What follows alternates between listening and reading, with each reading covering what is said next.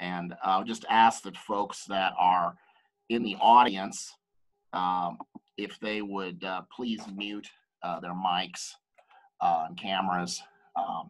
We're not taking live questions from the audience. We've been lucky enough to have at least probably 50 questions submitted to the Central Committee. I know the press got some additional questions as well. So we've got a good number of questions, which is good. That shows people are paying attention, and appreciate that. So, and then hopefully Fred will tell us when he gets on, or we'll figure it out. Also, I'll just begin. I'll introduce myself. I'm Dan Cravens. I'm the Bingham County Republican Central Committee Chairman. And due to the COVID-19 health situation, where we're basically in a shelter-in-place order, or being asked to be shelter-in-place and not have public gatherings, we decided we still have a duty as a Republican Central Committee to help educate the voters. The Republican primary is very important in Idaho, and Bingham County is no exception. We've got many folks, most of our races, I think the only exception in our county is a sheriff's race, where there's a couple independents that have filed against Sheriff Rowland, the Republican incumbent. And then the race we're hearing from candidates tonight, which is Donovan Harrington. By the way, we appreciate Donovan being part of this, and our incumbent Representative Julianne Young, who are seeking the nomination for the 31B House seat. So we appreciate them as well. But we wanted to have a forum where the voters can have access to this. It's being recorded so folks can watch it later. Although we've got about 40 people right now online watching this, which appreciate. We're getting more. I'm seeing as they trickle in here. But it's an opportunity the party felt was important to educate voters. We're very concerned about the mail-in primary. We're very concerned about turnout. We're very concerned that folks will not understand how to vote or participate, or when they get to the polls or get their ballot in the mail, I should say, who's running and what are their qualifications. So without further ado, we'll thank our candidates, Representative Julianne Young, the incumbent, for joining us, and Donovan Harrington, former county commissioner. We appreciate them being part of this. We also appreciate the help of the Blackfoot Morning News. We have Kyle Mangum with us, who's going to be helping moderate. And if we can get the technology straightened out, we'll have Fred Davis from the Bingham Chronicle joining us as well. And we're glad to have them as part of this. Also, a thanks I want to share with you all with KIFI. They've agreed to share a link to the recording of this on their website. And the newspapers involved as well will be doing the same. We have some basic format rules that have been shared with the candidates. Basically, each candidate will get, I believe it's a minute each. Is it a minute or 2 minutes, Kyle, we agreed on to introduce themselves? Initially, you had it set up for 2 minutes per their introduction. I knew you'd step me straight, sir. 2 minutes each to introduce yourselves, make an introductory statement. And then there will be questions asked. Now, the questions have been supplied beforehand. We won't be taking live questions from the audience. We solicited beforehand questions from the public, from the Republican Central Committee. I believe our moderators from the media received questions as well from the public, and they have their own questions also. And the number of questions we got from the public was quite large. We got, at least the Republican Central Committee got, between about 50 and 60. I didn't count, but it was a good number of questions, which we're glad for. Not all of those questions will be asked tonight. Some of them are basically repetitive of each other. They're very similar on the same subject matter, but we just don't have the opportunity to ask and answer all those questions. With regards to the responses, it'll alternate between each candidate who gets to respond to each question. We're asking that every question be worded in such a way that it is something that either candidate could address or respond to. And then the candidate during their response can ask the other candidate a question in response. Now, we want to limit that just to back and forth, once each time between each candidate. But we thought that would kind of liven this up and provide a little bit more a little bit more interaction between the candidates and help the voters get a feel for the race and the positions of the candidates more. We're scheduled to go about an hour.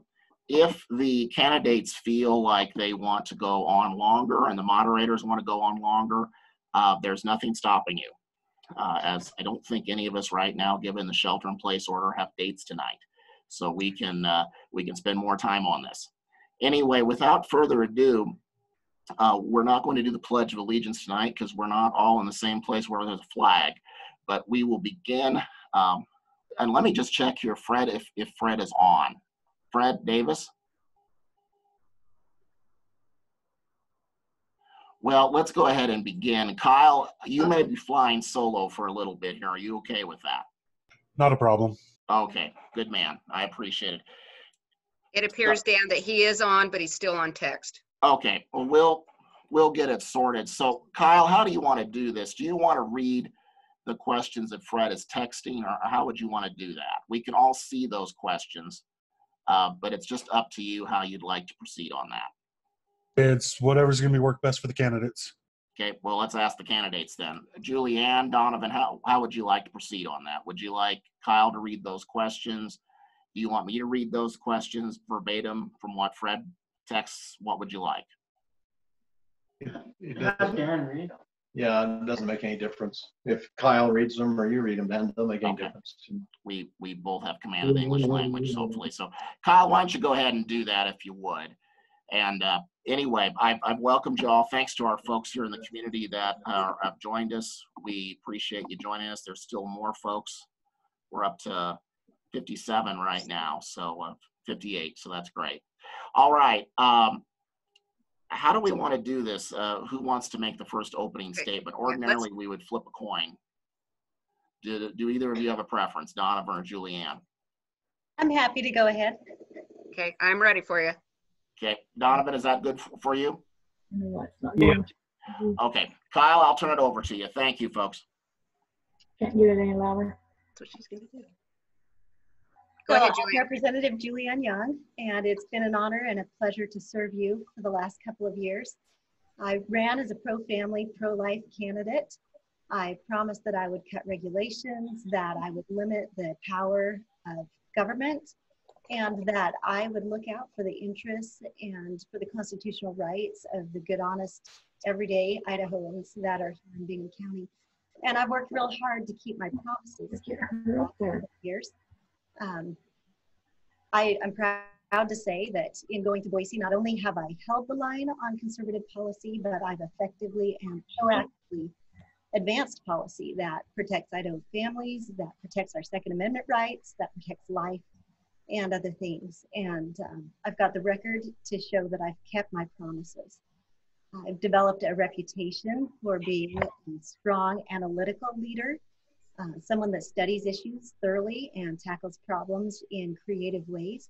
And I've upheld my oath of office to support and defend the United States Constitution and also the Constitution. So just a few things I can point to help you see. What's not going through the TV? I have an A rating from the American Conservative Union, which is the gold standard for conservatism nationwide, as well as from the Idaho Freedom Foundation. I have a 100% voting record with the Idaho Farm Bureau and also with the Water Users Association. And I received the Friend of Farm Bureau Award, as well as an Ag All-Star Award this year from the Food Producers of Idaho.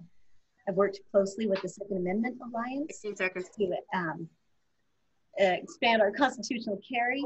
And I have the endorsement of Idaho Chooses Life and the Idaho Family Court. The only volume I have. Looking forward to doing this again and to serving you. I'm asking for your support in the 2020 primary. Thumbs up. Good job. Okay, real quick, if everybody who's not one of the candidates or a moderator or timekeeper, if you could please mute your mics. We're getting some feedback.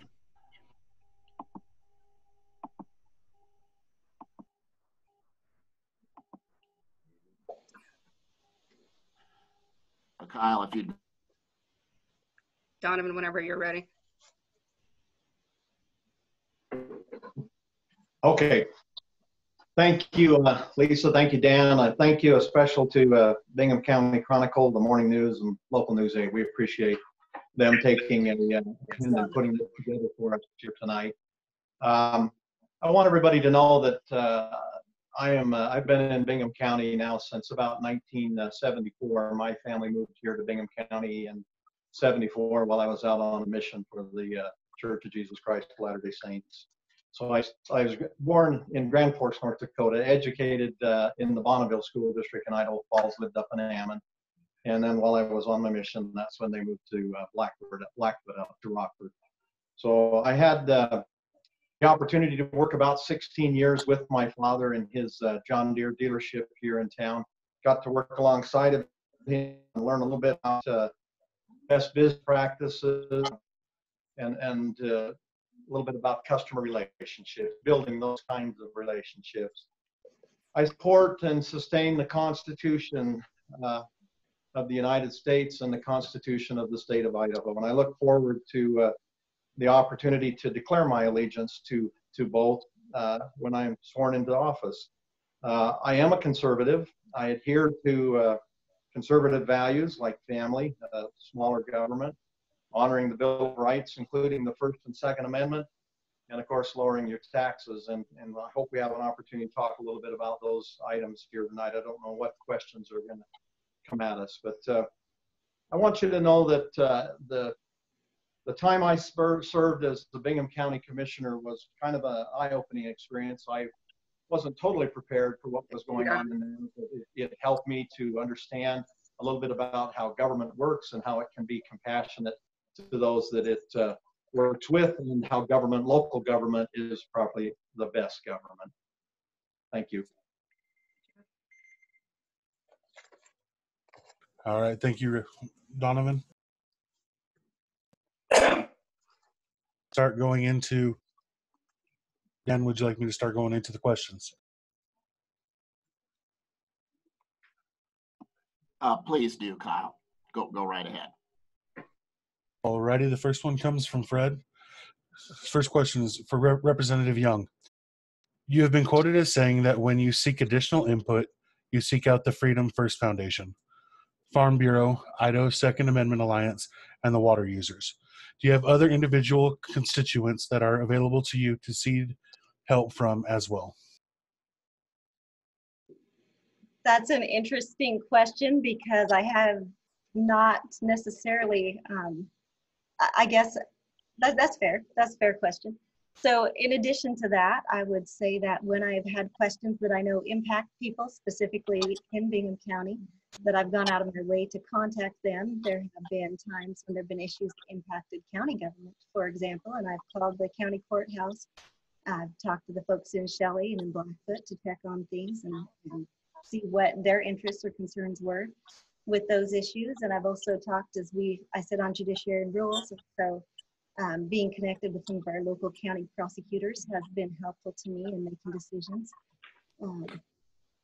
I would also say that I rely a lot on my background and understanding of conservative principles that I've developed over a lot of years of reading our foundation documents and the words of the founders. And I feel like I have a really good principle base that I'm able to rely on in making decisions, so that I don't always just have to rely on somebody else, but I have a good sense of what's right and what's wrong and what the proper role of government is and what principles help us to be successful and happy.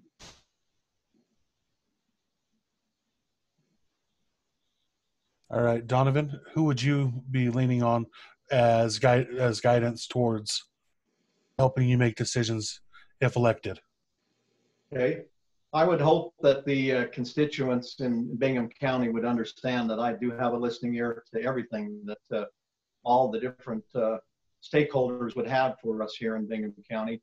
I know that I have a working relationship to the county commissioners. I have their ear. I listen to what they have going on in their world, and I try to stop in there from time to time, even if I don't necessarily have to have an appointment. I just stop in just to stay high and to listen to what's being debated at that particular day. I appreciate my relationship with the commissioners. I know that there's different people that we've asked to help us from an educational standpoint. I've reached out to Brian Jolly from the farming standpoint, Bill Martin, I've just tried to put together kind of a little bit of a coalition of people that I hope would help me understand better the needs that are associated with Bingham County. Bingham County is really all about agriculture, and being able to be a voice for agriculture for the Farm Bureau and recognize the need to represent all of the county. I would hope that the people of the county who know me and those who don't know me would get the opportunity to try and meet me and understand that I do have a listening ear.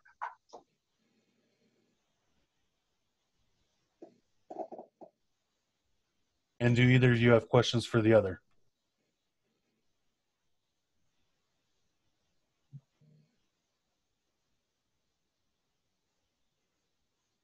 Obviously. Move on, Kyle. Did you guys, so did either of you have questions for the other? No. Not right now. Not right now. All right, keeping being the ways of niceness, I'll keep doing Fred's as he's sending them to me. This is for both candidates. This past legislative session, a bill came before the Idaho legislature, House Bill 511. It was named the Idaho Patient Act. It has been noted that the incumbent and the candidate disagree on the value, intent, and real-world application of the bill. That was passed by both houses of the legislature and was signed into law by Governor Brad Little. Representative Young, would you explain your rationale for voting against? And Mr. Harrington, would you explain how and why your vote would have been different? I assume this question comes to me first. I think, did I answer the last one first though? You did, but go ahead. Okay. Just go ahead. Okay. So the Idaho Patient Act was a bill that came with a really good story, but it didn't actually reduce costs for patients. In fact, I believe that the passage of this bill is actually going to increase cost for patients, because what it really does is it makes it more difficult to collect on medical debt when someone who already owes the doctor refuses to pay their bill or to work out a way to pay it. And so in the end, that bill, that cost has to be covered somewhere. And if the doctor can't collect from the patient who owes the bill, then those of us who do pay the bill will end up making the difference for the people who don't pay their bills. The other impact of this situation, because it didn't really decrease the upfront costs for patients, it didn't introduce more transparency upfront for patients, it didn't introduce more competition. It just made it more difficult to collect on a medical debt when a person does not want to work out a way to pay the bill. And so the other consequence of that is that doctors are going to be less inclined to offer credit up front and provide service without payment up front. And the last thing that is a consequence potentially of this bill is that if providers can't make a living doing their work here, then they're going to end up going to states and other places where they can get paid for the services that they provide. And so that doesn't stand to help our rural communities in the long term. So like I said, if this bill had actually done things to reduce the cost of healthcare up front or really helped Idaho patients generally, I would have been happy to support it. But the real effect was just that it makes it harder to collect medical debt for the few patients that don't pay their bills.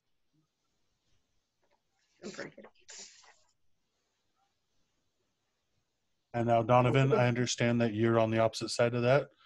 I am. This one struck home with me. I had one of my employees that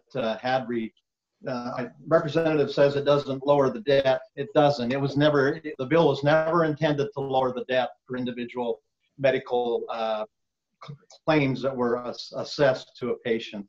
That wasn't the intent of the bill. Doctors need to get paid. That's the overarching and the philosophy of this particular bill. Those doctors need to be paid. The medical providers need to be paid. And what it basically did, it allowed medical debt collectors to be assessed or to assess a certain established fees based on this particular bill. The reason I supported it is I had one of my employees that came in. She had a medical debt. We contacted Smith, Driscoll and Associates. We reached out to them. because I knew BJ Driscoll, and I felt like if BJ would talk to me, our intent was to pay the entire bill up front and take care of it in-house with our employee, and some way be able to negotiate a full and final settlement. We were willing to do that over the phone with a check by phone or however we could do that. And we were denied that opportunity. The receptionist just wouldn't put us through and basically told us that all we could do was do what we were supposed to do by the court, and that was to start garnishing our employees' wages and take it out of a check. The whole purpose of this thing was vetted. There were 40, 50 legislators that went to Mr. Vandersloot's office and discussed it and went over the pros and cons of it and tried. That was legislated. He came over and testified to it. I see no problem with it. It was never intended to lower the cost of health care for anyone, but was to help solidify the billing process and the opportunity for debt collectors to be paid a fair and equitable fee for collecting it. And the one thing that really kind of gets me on this whole Patient Act, my opponent had the opportunity to receive. I think we're at time, right? Yeah, we're at time, sorry.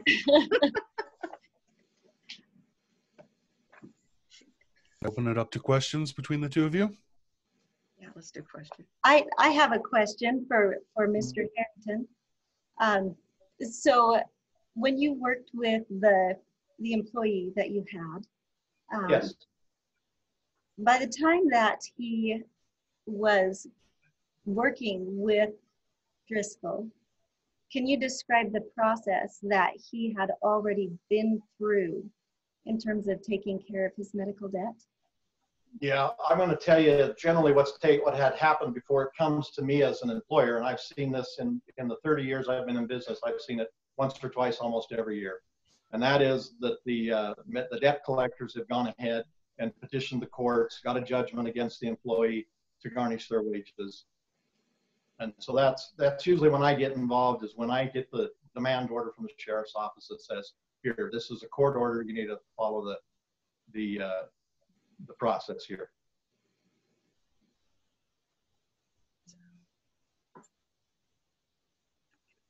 And Mr. Harrington, do you have a question for Representative Young? I guess I would ask Representative Young, the funding, some of the funding dollars that you've received in your 2018 campaign, did they came from part of this, they came from Smith, Driscoll and Associates. And I guess my question to you is, did they actually buy your vote on that? Is that what took place there? Wow, that's quite an accusation. My answer to that would be an emphatic no. There's a couple of interesting things, though, that I think are worth thinking about in terms of this bill, and that is that providers are hesitant to send a bill to collections in the first place. So a provider is going to work with the patient to get the bill paid first, because as soon as they send it to collections, they're going to pay the collection agency about 30 to 50% of the debt just to collect it. So providers typically work with patients really well. I had a son that spent 3 months at Primary Children's, and all of the providers that cared for him were really great about working with my family to pay that debt. The second thing to know is that when a bill goes to a judge for garnishment, the judge and the attorneys that are involved have their fees already capped at the amount of the debt. So the only time that you would have higher attorney fees is if a person would not work with the provider to pay the bill up front, if the person had already been to court and the judge had ordered a garnishment, and then the person had continued to fail to take care of that responsibility and to pay the bill. So this is a very small percentage of patients, but the cap that was put on those attorney fees in those rare situations is now so low that attorneys will not take those cases. They can't stay in business doing that. And so really it creates an open-ended situation where they just don't have a good way to collect some of those larger debts, and it will have to be absorbed somehow. So that was my concern in voting the way that I vote my confidence. here was my concern with it. The garnishment came. We started taking the money out of the employee's Just a check. second here. I think we're supposed to have a moderator, right? Yes. Time. I don't know if you want to ask another question or, but Yes. time's up on both sides. I will move on. We're going to move on to the next question. Currently, this is for both candidates. Currently, we've been asked for multiple reasons of the, excuse me. Currently, we have been asked for reasons of public health related to the COVID-19 pandemic to avoid non-essential contact with others. Many elderly and those in poor health could be put at risk if exposed to the virus. The committee has been received reports of volunteers for campaigns going door to door soliciting votes regardless of the stay-at-home order. Either of your campaigns doing these door to door campaigning positions, and are either of you guys providing literature door to door? If so, why are you ignoring the request of our Republican governor? Want to start with Donovan? Yes, Donovan, I'd like you to take this first. You bet. The answer for my campaign is no, we are not going door to door at all. This COVID-19 pandemic, that we took a business that was going 100 miles an hour and ended up in less than a week going right down to zero. So it has had a hard, very, very hard impact on us as a business in the business community. We are very, very sensitive to what the governor's trying to accomplish. We are sensitive to what the president's trying to accomplish. We necessarily, you know, we'd like to see it end a lot quicker, but we understand exactly where they're coming from. We don't have any literature going door to door. And if you are finished, Representative Young. Or did she freeze up? It appears so. Uh-oh.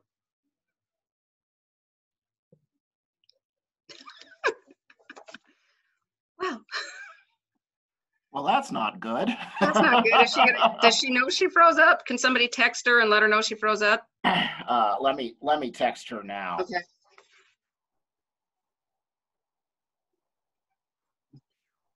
I thought it just stopped.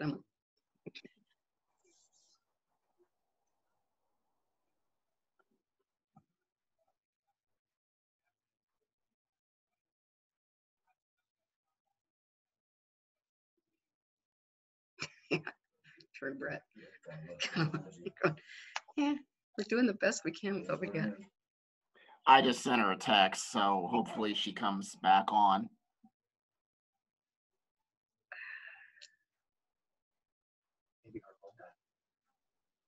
Do we have elevator music for this? You know, I could hum the Jeopardy theme song here. That I'm sure would be very entertaining. I won't sing it. There's not much we can do but wait, and I apologize. I just sent her a text. And we got some folks that are sending sympathy here that Yeah, they've had issues. they understand. So, folks, we lost one of the candidates here. So hopefully they come back on. This is why we prefer to do these things live, but things being as how they are, here we are. So, I'll just let you know, this is a trial run for us, and we're planning. We've talked to other candidates. I've talked to one of the two commissioner candidates. Julianne is attempting to get back on here, which is great. But we're going to try to do this with the other state house race and the other the commissioner race as well. Julianne, are you back with us? Hello?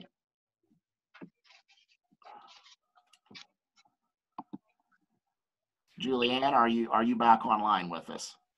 I am. I'm sorry. There we go. Great. Don't you love technology? Isn't this wonderful? So does Julie need the question again, or are we good? I'm happy to answer the question. I think I missed hearing what Mr. Harrington had to say, though. I think it'd be fair to say Donovan said that he wasn't campaigning, that his business has been adversely affected by the shelter-in-place order, and that he's hopeful, like a lot of folks, that we can move on with normal life again. Donovan, would that be an accurate summary of what you said? Yeah, it would be. It would be, Dan. We are not. The answer to the question is real short. No, we're not campaigning door to door with literature of any kind.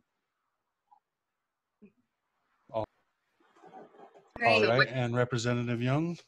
Thank Your you. response? Yes. So we are not knocking on doors to talk to people. However, the governor has been very clear that we are all welcome to go for a walk outside. And so we have been taping some literature on doors, inviting people to go to our Facebook and our website. And that has seemed entirely appropriate. It's within the governor's recommendation. We have not had any cottage meetings. We've done those virtually. We have not met even as a campaign team with a group of more than 9 or whatever. We have respected the governor's order, but walking down the street in the sunshine and putting something on someone's door without knocking on the door or talking to them is not a violation of that stay-home order. All right, and Donovan, do you have questions for Representative Young? I just question. I get now. I'll just leave it. I'll let it lie. And Representative Young, do you have a question for Donovan Harrington? Not right now. Thank you, though. All right, we will move on to the next question. Regarding the shutdown, our neighboring state, Washington's Governor Jay Inslee, has been sued by the gubernatorial Republican candidate Joshua Freed for his stay-at-home order in federal court, claiming that it claims that's violating the people's First Amendment rights, freedom of speech, freedom of religion, and freedom of assembly. How do you feel Governor Little has handled Idaho's stay-at-home order in comparison to Inslee? And we'll start with Representative Young.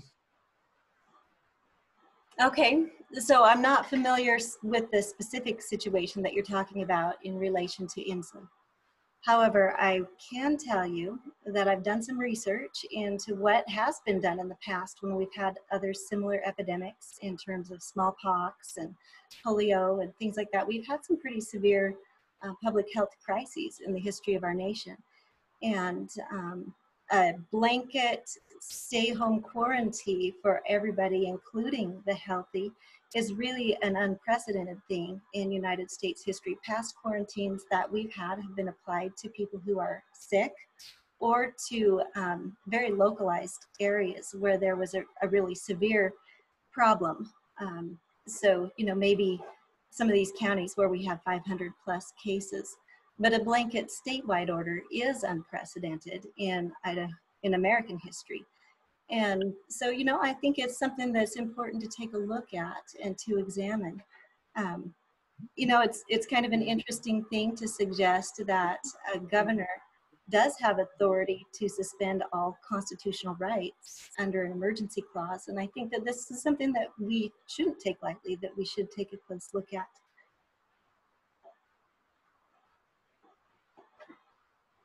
And Donovan, your response? No, the stay-at-home order, the Governor Brad Little is doing what he feels is best. He's got a team of people. I worked with the health department down in Pocatello with Maggie Mann.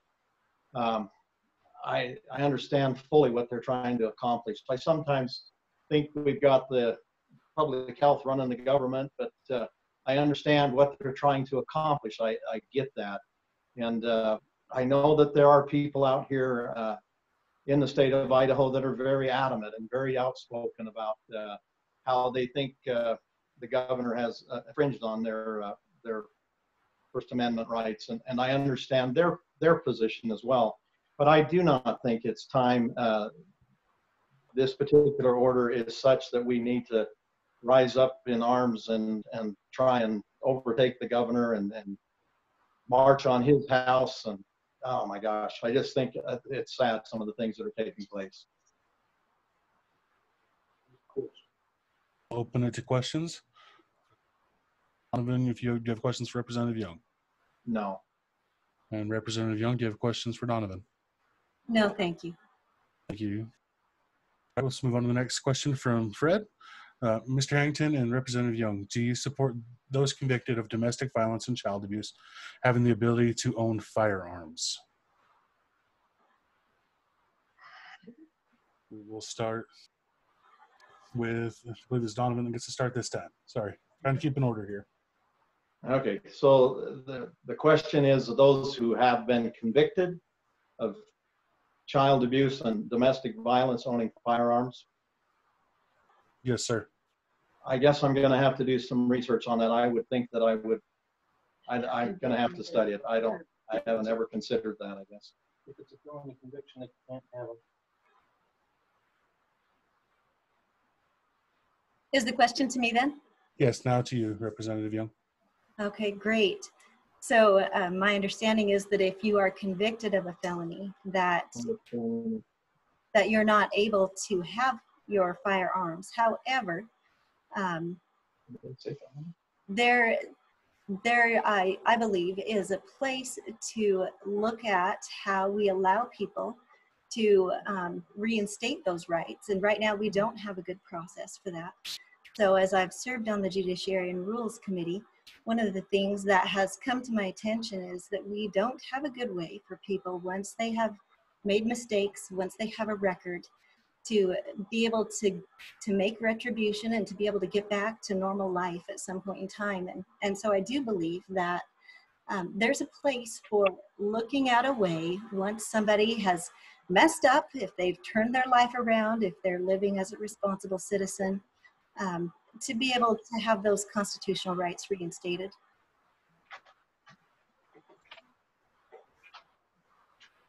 And let's open it to questions if you two are finished. You know, the only thing, I guess I missed the fact that it was a felony, and yeah, the felony, you cannot have another, you can't have your firearm. And I don't know about I just don't know. I'd have to research from there. Is that a question? Surely. And Representative Young, do you have a question for Donovan, Mr. Harrington? No, I think we're good. Right. On to the next question. So also for both candidates, we will start with Representative Young. What do each of you consider to be the most pressing issues that will be before the legislature's next session?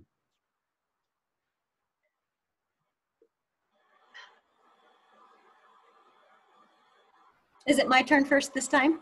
Yes. I lose track. So, all right. Well, I would definitely say that the number one issue that the legislature is going to face when we go back is how we deal with the economic fallout from the stay-home order. We already know that our revenues are going to drop significantly. We know there's a lot of people that will have lost businesses and that are going to be really struggling.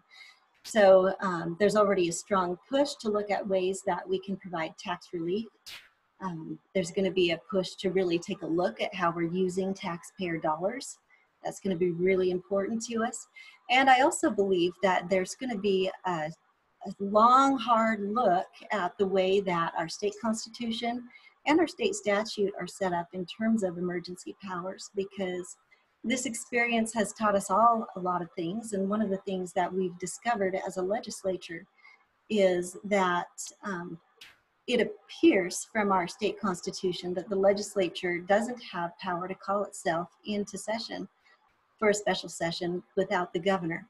There's some argument about that, but the concern with that is that if we were in a situation where maybe the governor wasn't able to call us into session, or maybe we really did have a bad governor that was just going rogue, you know, the legislature is not able to provide that effective constitutional check and balance on the executive branch for 9 months out of the year.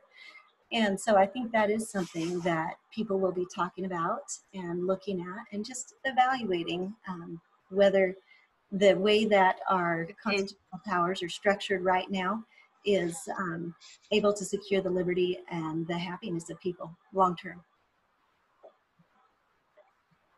I'll now turn the time over to you, Mr. Harrington. Well, I thank you. I definitely agree with my opponent on this particular issue. I think the biggest thing that's going to come before the legislature is the budget and being able to balance it. there are going to be businesses that fail as a result of this COVID-19. There's going to be less tax dollars coming in. I know the schools and education that's who I kind of work with, and they have some real struggles trying to identify how they're going to apply the current funding formula going forward next year with regards to transportation. And there's some real struggles. There's some real wants and needs that are going to have to be looked at. But I definitely understand the ability to balance the budget. I've done that for 30 years in business, and gosh, it's going to be a train wreck. I'm almost certain. And we'll open it up to questions. Representative Young, do you have questions for Mr. Harrington?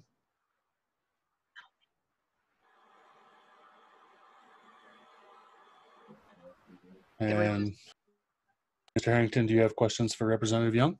I don't have questions. Just Julie, are you still there? I am. Yeah, she's a. Okay. I didn't know if you heard me ask if you had any questions for me. I have nothing for you on this. Hello, Kyle. And Next this question. one, next question will be starting with Donovan. What actions would you take to be more connected to the people of the area while working in the Capitol? And what measures will you take to maintain a strong connection to the people of Bingham County?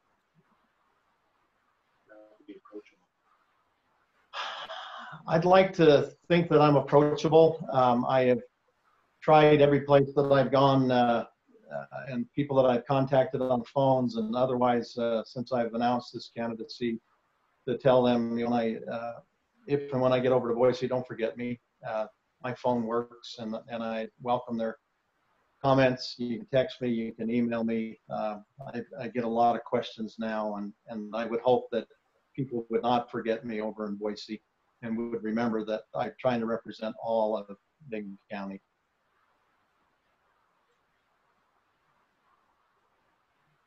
And to you, Representative Young, same question. Certainly. So I've done several things to help with this.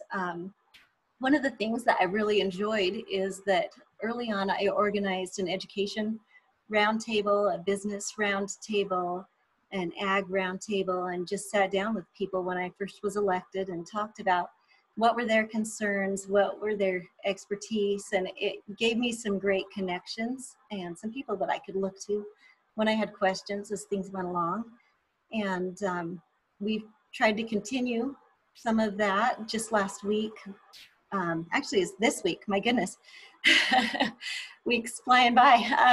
We had an education Zoom meeting with several members of the legislature and just gave teachers an opportunity to talk about the experiences that they've had with the stay home order, and also gave members of the legislature opportunities to ask questions that they had about how they could best help and serve the education community. And that was really a great experience. So actually, I think one of the things that I'll take away from this stay home experience is that was a great way to connect a lot of people and to have a chance to listen to each other.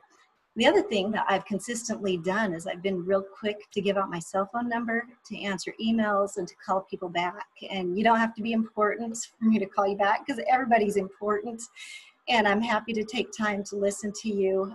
I've had people that have had concerns about reimbursement, life insurance issues. I've had people that have had concerns about loved ones that are in prison, lots of different things. And I've really been proactive to help them get their questions answered, to set up meetings, to do whatever we needed to do so that I could not only represent them, but serve them. And that's been very rewarding. I've appreciated that opportunity. And this time we'll open it up to questions. We'll start with Representative Young. Do you have questions for Mr. Harrington? Not right now. Thank you. And Donovan? No. Already. Move on to the next question from Mr. Fred Davis. We'll start with Representative Young. Representative Young, you voted against House Bill 594, which would have mandatory, or excuse me. Where'd you go, Paul? Uh-oh. Cut me off. Kyle may have hit mute. Did we lose Kyle? There. Sorry, Well, you cut me off. All right. Sorry, you cut me off. All right, I'll start over. Representative Young, you voted against House Bill 594, which would have made mandatory for landlords to give 30 days notice prior to rent increase. How is this helping Idaho families, especially those living paycheck to paycheck already? And then to answer, go Donovan, or sorry, not to start with Donovan, but for adding to it, Donovan, how do you feel about this topic? I'm just wondering how you feel about this topic. You're starting with Julie. Okay, thank you. So, Okay. one of the issues that we have in Idaho, really statewide, is housing. And across the board, there's just not enough housing. And one of the things that I have seen is that there are fewer people that rent because it's becoming increasingly difficult to rent and to make the go of it because of all of the regulations and the things that can put a landlord in a situation where if you have a tenant that's not doing a good job, you can lose your shirt trying to get them out and get the place cleaned up. And so that's actually an issue that we heard about quite a lot on judiciary rules. And I'm not opposed to the idea of the 30 days notice, but I also think that anytime you have contract law, that the contract should be balanced. And so right now we've provided renters the opportunity to get out of the contract with just 2 weeks notice. And so my thought was that this should be a balanced deal. And if we're going to give renters the ability to terminate the contract with 2 weeks notice, we should extend the same consideration to a landlord, because landlords aren't inherently evil people. A lot of them are ordinary folks like you and me that are just trying to pick up a property to help make ends meet. And so we deserve equal consideration was my thought in that vote. And your response, Donovan? Well, I think that landlords, it's an issue I'm going to have to, I guess, research a little bit deeper. I feel like landlords and tenants should have the same equal rights. I know that we do have some rental properties, my wife and I, and we haven't had any problems with our tenants that we've had. I don't know if we've just been, probably because we're pretty lucky, I guess, but I could see where there could be some challenges to that. I just don't know. They haven't done the research on it, so but I'd be willing to put the time in and try and figure it out.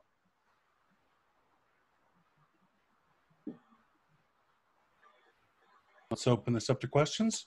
Do either of you have questions? No. No. All right. Moving on to the next question, we'll start with Donovan. Can you tell us which groups have donated the legal limit of $1,000 to your campaigns? Also, how much of your total campaign donations come from outside of the district?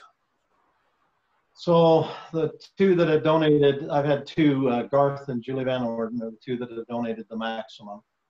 And outside the district, I've had one donation of $400 that came in, and that was from, hang on, I got that right here. That was from a group called the Agricultural and Natural Resource Industry Political Action Committee, which included the food producers, the alfalfa and clover producers, Idaho Cattle Association, Idaho Farm Bureau, Idaho Grain Producers, Idaho Groundwaters, Idaho Hay and Forage, the Idaho Noxious Weed, Idaho Onion, Idaho Potato Industry, Idaho Sugar Beet, Idaho Wool Growers, the Marsing Ag Labor, as Prairie Grass Association, the Northwest Agricultural Cooperative. That's the only dollars that I've received to date that have come from outside of the legislative district, and it was a $400 contribution.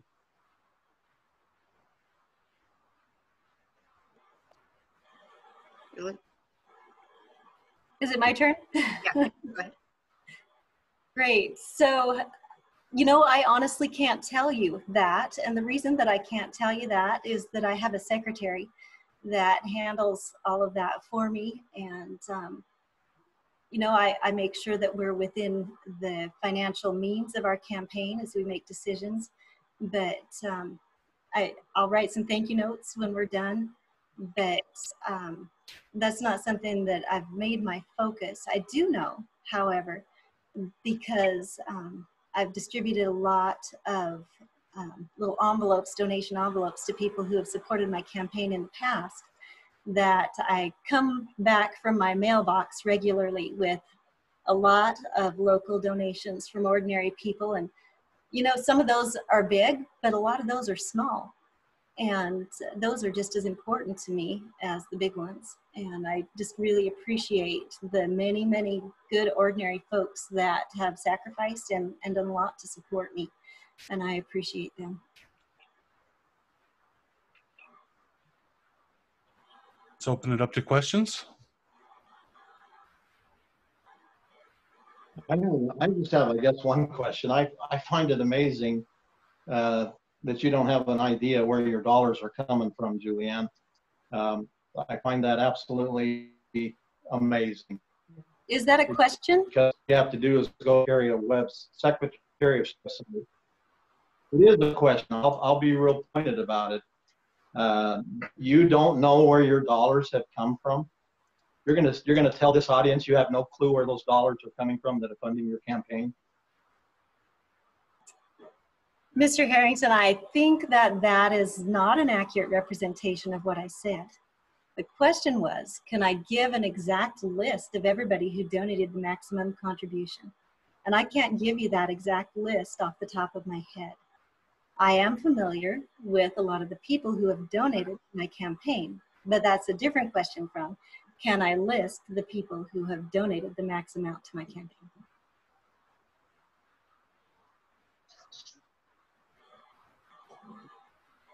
And do you have a question for Mr. Harrington? Representative Young? No, thank you though. Right, we'll move on to the next question from Mr. Davis. We'll start with Mr. Harrington, I believe here. There's a lot of concern for residents in Bingham County regarding urban sprawl, and yet there seems to be a shortage of housing in the county as well. Do either of you have ideas of how to address this growing concern from residents of Bingham County? Do I get to go first on it? Or is it Julianne? Lisa, you might have to keep us straight. Donovan, go ahead. Okay. So with regards to urban sprawl, that's a county issue. The county planning and zoning is the way to do that. What my experience when I was in the county commissioner's office is local government is the best government, and these commissioners are tasked with controlling urban sprawl. One of the things that I had a little bit of a struggle with was the planning and zoning ordinance. When we were in there, we were trying to do the redraft of it and put it together to help control that a little bit. And it is a challenge, but it's best handled on a local level by the county commissioners. And we'll turn that over to you, Representative Young. Well, that's kind of an interesting question for this debate because, as my opponent has said, this is more of a local issue than a state issue. And this is a state office that we're talking about here. However, I will say that there are just basic market economic forces at work here. And so when we restrict the development of housing in the county, we naturally are going to have a shortage of housing, and we're also naturally going to see the cost of that housing go up. And this is a real local issue that does need to be handled because growth in Bingham County for about the first decade of 2000 was 0.9%. The second decade, our growth rate has been a 0.2%. And we have INL bringing on some new projects. We are going to need some new places for people to live. And I just hope that we can figure out what we need to do to open up the market enough to provide what the people of this area need. But, you know, that again isn't really a state level question. That is more of a local government issue.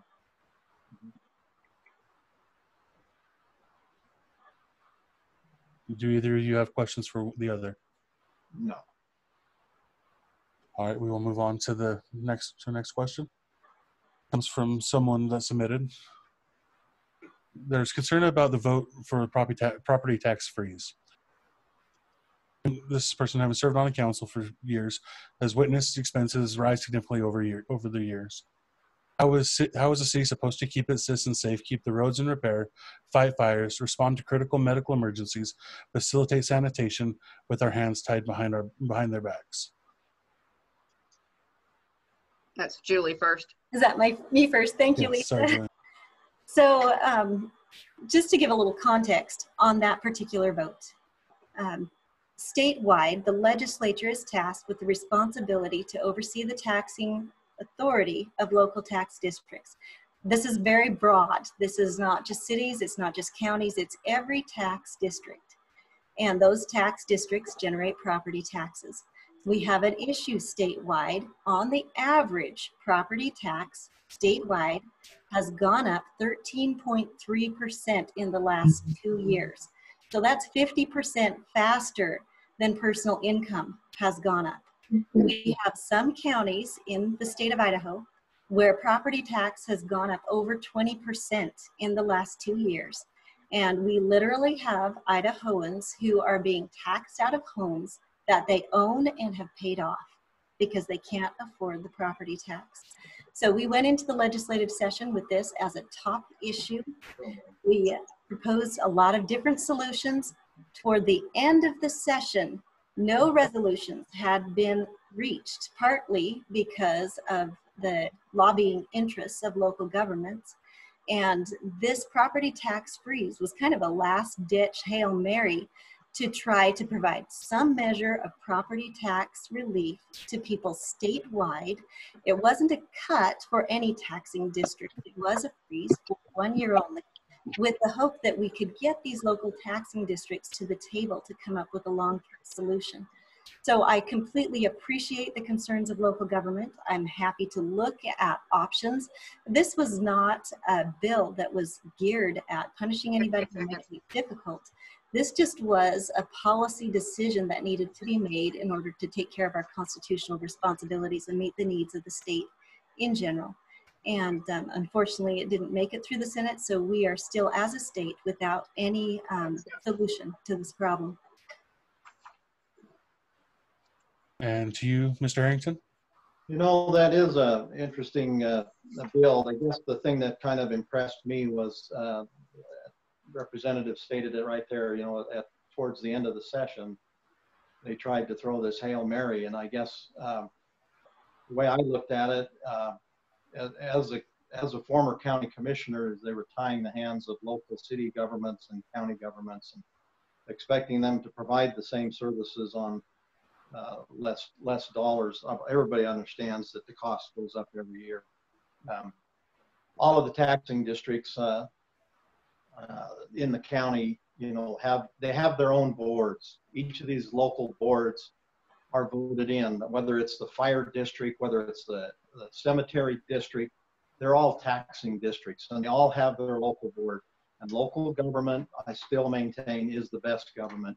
And this idea of trying to put a law in place that would benefit Ada County and the larger popular counties doesn't really fit with the smaller counties in the state. And I just don't see where that particular bill had much mustard. And I know that the representative was contacted by the mayor and the commissioner's office and still chose to vote in favor of it. All right, we will open this up to questions. Do either of you have questions for the other? I guess I do. So my question would be this. I appreciate the perspective and the concerns of Mr. Harrington coming from the background of having been a county commissioner. However, if he were to be elected as a state representative, he would now be filling a different responsibility and have a constitutional responsibility to oversee these taxing districts. The rules for all of the taxing districts statewide have to be uniform. We can't pick and choose and provide different rules for Ada than we can for Bingham County. And so if you were in a situation where you had the opportunity to try to provide some kind of property tax relief for people statewide, speaking of all taxing districts, as opposed to not addressing the issue and leaving that responsibility hanging for another year? Do you have a sense of what you would do? You bet. So I got a couple of thoughts. One I heard mentioned in a debate up in Idaho Falls in Bonneville County. And it was an idea that was floated down in Texas, and that was to say, okay, at the time you reach age 65, we're going to freeze your property tax and not take your property tax up, because one of the most vulnerable people are our senior citizens. That was one idea that I thought could use some merit and might need some vetting. The other thing that I thought of and have considered, and I've always thought this, is that the assessor's office goes out and does 20% of the county each year, so that at the end of 5 years, the entire county has been reassessed and those values have been changed. We don't live in the days of the horse and buggy where our assessor's office has to jump on a horse and shit and spend a week working on that, assessing those properties. There's all sorts of apps out that do that. I know when I go online and look for a home or look at a property, there's all sorts of things that tell me whether this property is at its right value or if people are asking for more money than what it's worth or less money. And so I think from a legislative point of view, we probably ought to look at the way our assessor's office assess these incremental increases to the county. Can it be done on a year-to-year basis, and can it be done in a smaller increments rather than having, like for example, the city of Blackfoot all taking a hit all at once? Can we do it better than what we're doing it, I guess? I'll jump in here. This is Dan Cravens real quick. We're right at 8 o'clock. I will give everybody the option, our timekeeper, moderator, and the candidates, most importantly, if they'd like to continue, certainly welcome to do that. So just wanted to get your thoughts here on that. I don't have any problem going, another 10, 15 minutes, whatever you want to do, Julianne. I'm fine. Okay. I'm good. Our moderator's good. Lisa, you're good with Yeah, that? I'm good. All right. We'll do that. We'll go another 15 minutes then and see where we're at then. All right.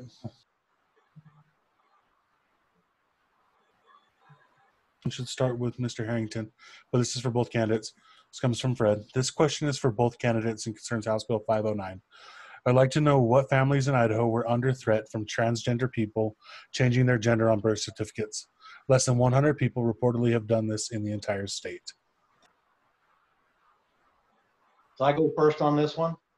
Yes. Yes, sir. Okay. It's one of those bills that I guess you feel good at the end of the day. I know that there's a lot more pressing items that are going to be faced with our next legislative session. I more than likely would have voted in favor of that particular bill as well. And Representative Young? Thank you. So that was an interesting question, just in the way that it's phrased, because the bill wasn't really about a particular person that was a threat. The fact is that one of the basic functions of state government is to accurately record facts. And having facts accurately recorded matters a lot, especially when it comes to our vital records. If there wasn't a good reason to have vital records, we wouldn't have a constitutional authority to be collecting them as a government. And if we're going to record them and we're going to base legal decisions on them, then the information needs to be accurate. If people can just change those decisions without a basis in fact, then we create all kinds of problems. Maybe somebody wants to be a different age, or they think that they should have been born in a different place, or there's lots of different things that people could want to change, but we keep those factual records because the facts are important to us. And biological sex is one of those facts, and it's fundamental to a lot of things in our society. Insurance companies, for example, charge rates differently based on a person's sex. We have a lot of sex-specific protections in the law, sex-specific restrooms and locker rooms. Churches have sex-specific policies. all of these things are fundamental to our culture, and they're so intuitive that sometimes we don't realize how much they do impact our everyday lives. And so if we erase the biological definition of sex, we fundamentally change a lot of things that are foundational to our culture and our society. 15. So this wasn't just one of those less important passing issues. I actually believe that this was a very foundational, significant step toward maintaining accuracy in our vital records, and it's very important to Idaho families. Okay.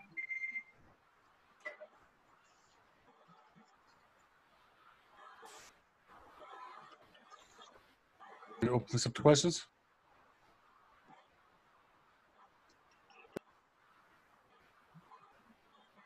Do you have questions for the other? No, thank you. Moving on to the next question. This is also for both candidates. We'll start with you, Representative Young. Do you feel that the funding levels for education in Idaho are adequate, especially for K through 12? How would you propose we create a situation where education is sufficient and eliminates the need for supplemental levies every 2 years for all of the districts in Idaho? How do you view education in Idaho? Okay, wow, that was about 3 questions in one, I think. I'll start with the last one. How do I view education in Idaho? I'm actually an educator myself. My degree is in education. My mother is a teacher. My mother-in-law is a teacher. And I'm one of those geeks that could read educational philosophy books to keep myself entertained. So I really am passionate about education. I'm passionate about quality education. I had a great experience attending school out at Snake River. My husband had a great experience attending school in Blackfoot. And so it's really important to me that our youth are able to have that same positive experience that I had growing up. Education funding is a difficult issue, and one of the things that we've discovered as a state is that we spend a lot of money on education, but we don't have a lot of information about where all of that money goes. So one of the things that I'm particularly passionate about is making sure that the money that we spend actually gets to classrooms, and that it gets to teachers, and that it doesn't get spent in other places where it doesn't actually benefit those teachers and those students. And that's one of the things that we had the chance to talk about a little bit in our teacher forum this last week. What was the first question? There was another one. Oh, it was the levies and the funding in terms of adequate funding. So I guess one thing that I will say is that this is going to be an ongoing issue. This last year, for the very first time in terms of our total budget, our spending on health and welfare actually surpassed our spending on education. And so that's going to be a continuing issue, and it's going to be difficult, especially as we deal with the economic fallout. But I do believe that being a mom who's run a tight budget for a lot of years, when push comes to shove, one of the most important things you can do is identify places where you can be more efficient with your funds. And I know we can at least start there. And over to you, Mr. Harrington. You know, education has always been important to our family.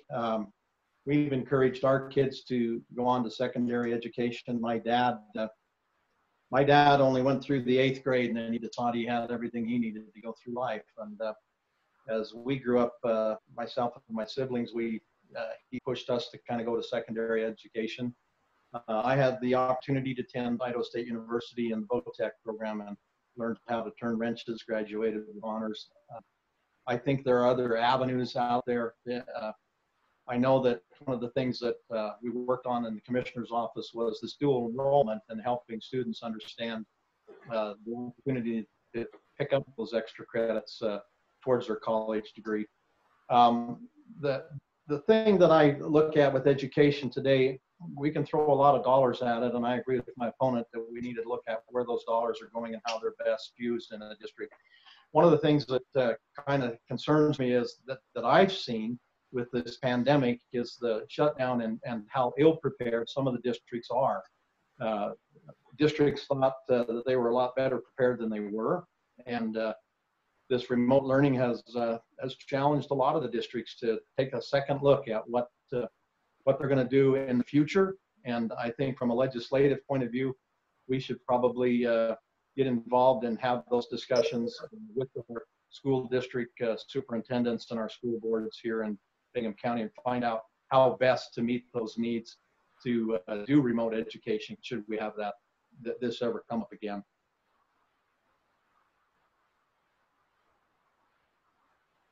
All right, and do we open this up to questions? Either you have questions for the other. All right. It's not 8:15. We'll move on to the next question. Bingham County has a large portion of federal and state lands within its boundaries.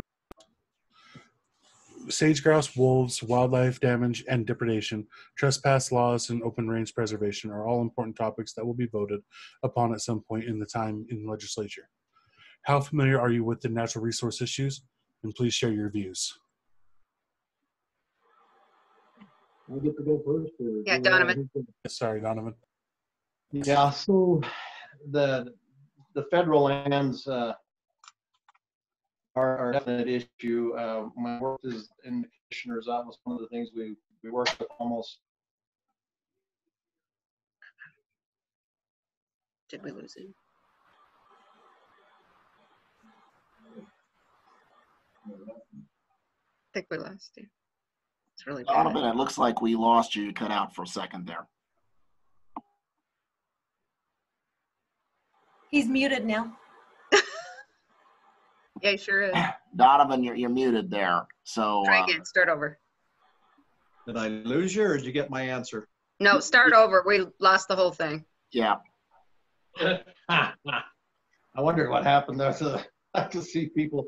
The federal lands are a definite concern. We had to work with that in that scope when I was in the county commissioner's office. It was something we worked with on a regular basis. And I don't profess to understand all of the ins and outs of it, especially when it comes to the sage grouse mitigation and the other programs that are out there. But I do know that our livestock producers that use the open range are good stewards of that land. And I guess I need to understand a little more fully what the real concerns are. But I know that the multi-use is definitely something that we want to try and keep available to our farming and ranching people. Go ahead, Julie. Great. So I can speak to that. There's a couple of things that I think might be interesting. One is that I know that the legislature is looking at the possibility of using some new software that could help us evaluate the value of these public lands and ways that could maybe help us get more PILT money for those public lands. The other thing that I've spent some time on in the last, well, probably the last year and a half, is exploring some things that are happening in Wyoming with sage grouse. And I've been working on getting what they are doing there adapted for Idaho. We have some great programs with our pheasants here where we're raising and releasing pheasants, and it's done really good things for our pheasant populations. And they've got some pilot programs going in Wyoming right now to address that with sage grouse. So that's actually one of the projects that I've been working on for the last year. I've worked really closely with some folks on the Farm Bureau, some people in Wyoming, and some folks here in Idaho. And that's one of the things that I would love to get off the ground.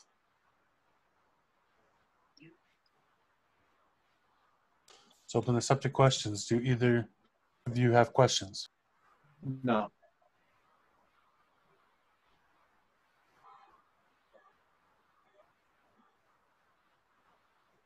So do you have more questions, Kyle, or do you want him to do a closing? it's up to the candidates. They're welcome absolutely. to continue on if they want, and the moderator and timekeeper, but or they could just go to a close. It's just up to everybody involved. Where do you two stand? Do you want to? I do. There's do have one question, but Yeah, go ahead, Kyle. 1 second, making sure I've got that.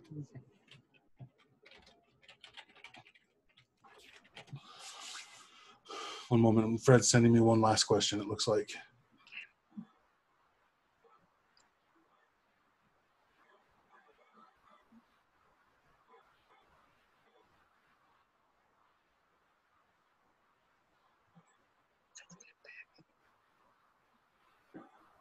Sorry, I'm waiting for his message. He said there's one more question.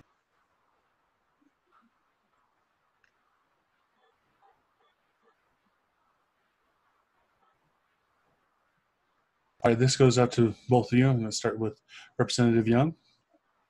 Why should the citizens of Bingham County elect you to be our representative?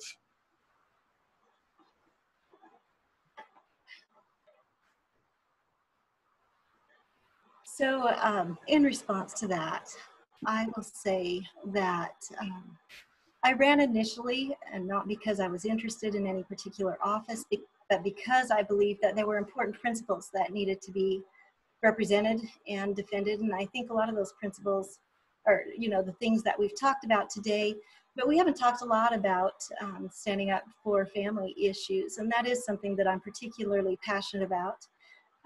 I've been proactive with that. I actually formed a statewide coalition in the last 2 years.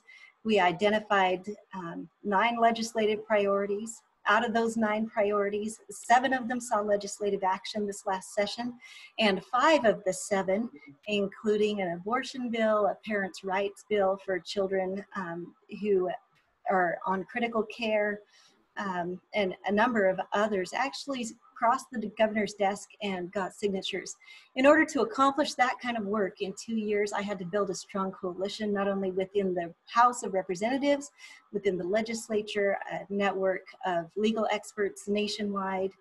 And it's really been a phenomenal amount of work, but very rewarding. I've met some incredible people, actually on both sides of the aisle. Some of my great friends now are members of the Women's Liberation Front.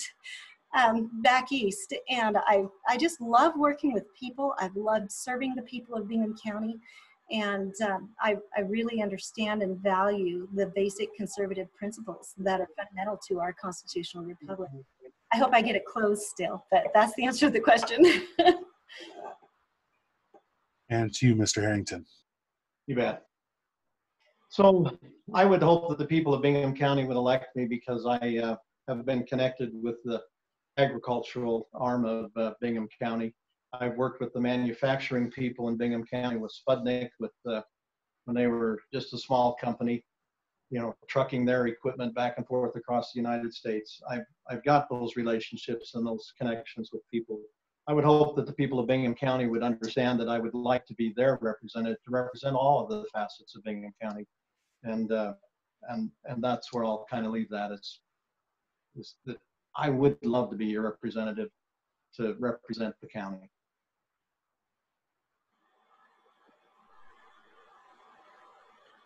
And with that, if neither of you have questions, I'll turn the time to Dan to decide where we sit on our closing statements, and we'll go from there. So, yeah, did we have closing statements there? I don't think we did we? No. Okay. Lisa's here to keep track of me. By the way, Lisa, thank you for being our timekeeper tonight. So I guess we're closing it off here. Is that correct? Yeah, let's give them 2 minutes each. Okay, so that's a good suggestion. We'll give you 2 minutes each for a closing statement. Again, our thanks to all the folks that submitted questions. We're sorry we could not get all of them in. We had a wonderful group. I know the Republican Central Committee received 50 or 60. And I know the media got some questions separately as well. So great turnout. We got up to about 85 participants on this, which is about what we would get with an in-person forum, which is good as well. So it means that our republic is live and well with regards to the voters' interest in elections. Which I want to make this big again. Which I'm glad to see. So we're going to go to the opening closing statements. But again, our thanks to Kyle from the Blackfoot Morning News. Our thanks to Fred from the Bingham County Chronicle. And again, thanks to KIFI, who will be putting a link for recording this forum on their website. And again, thanks to all the folks that submitted questions, all of you who have participated, and a big, big thanks to our candidates. And also a thanks to Lisa Rowland, our treasurer of our Central Committee, for being our timekeeper. So I'll turn it back over, and I'm not sure who's giving the first closing statement. It's probably the person who went second in the opening, which would be Donovan, would be my guess. Yes. Let's start with Donovan. Mr. Harrington. Thank you. Just to the citizens of Bingham County, I would ask for your vote. I would ask you to understand that this is a different type of a election that nobody has ever seen before. This COVID-19 has definitely placed some limits onto how we're going to be able to vote. I would hope that you would take the opportunity to go to idahovotes.gov and with your driver's license number and the last 4 of your social security number, if you're a registered voter, you can request your ballot and it'll be sent to you. I would hope to represent all of Bingham County. I would hope that the people of Bingham County would feel the willingness to reach out to me and let me know the things that I'm doing right or the things that I'm doing wrong. I don't sit here today and profess to have the knowledge of all the intricate workings of the legislative process, but I promise the members of Bingham County that I would do everything in my power to represent all of them. I would ask for a vote on the 9th of May. Go ahead, Julie. Great. So I would just like to emphasize the fact that what we are actually doing right now is looking for a nominee for the Republican Party. It's not just all Bingham County. And of course, if somebody's elected, they need to represent the entire county and serve the county. But this is the Republican primary. And in the general election, we'll have a Republican candidate and we'll have a Democratic candidate. 2 years ago, when I decided to run for office, part of my frustration is that I felt that our conservative values were not being well represented in Boise. And I'm a person who's very passionate about those conservative values. And I have proactively and effectively defended them. You know, if you vote for me, that you will get a conservative who stands up for our Second Amendment rights, that's proactive and effective in defending our family values, and that's going to work hard, that's going to answer your questions, that's going to work with people. And so these are not question marks with me. In contrast, my opponent has chosen not to submit a statement to the Second Amendment Alliance about his stance on Second Amendment rights. And this is the largest, most effective Second Amendment advocacy group in the state. And he's not willing to submit to them a statement of his position on these rights. So that leaves a question mark. He also has not returned his statement verifying that he supports the Republican platform. And so again, that leaves a question mark. Why has he not returned this statement? So I just like to leave you with the thought that I've worked hard. I've given my whole heart to defending our constitutional rights, to our conservative values. And you can know that if you vote for me, you know what you're going to get. But I think there's a lot of question marks about my opponent in terms of the positions that he will take when he gets to Boise, because this isn't just a popularity contest. So whoever goes will hold our life, liberty, and property in their hands to make decisions. And that's time.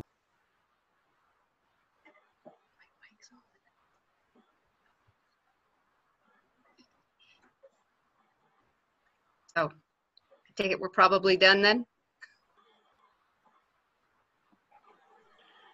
I believe we are. We usually don't have rebuttals on closing statements. So, well, thanks for letting me be part of this, and thanks for you two coming tonight. Thank you all. You did a great job. Thank you for putting up with me as a moderator. It's the first time I've been on this side of the debate. Kyle, you performed extra duty. Thank you, sir. And thank you for all of you being there. Representative Young, thank you. Donovan, thank you for being with us. We appreciate it. Good night. No problem. Thank you. Thank you for incorporating us. You should have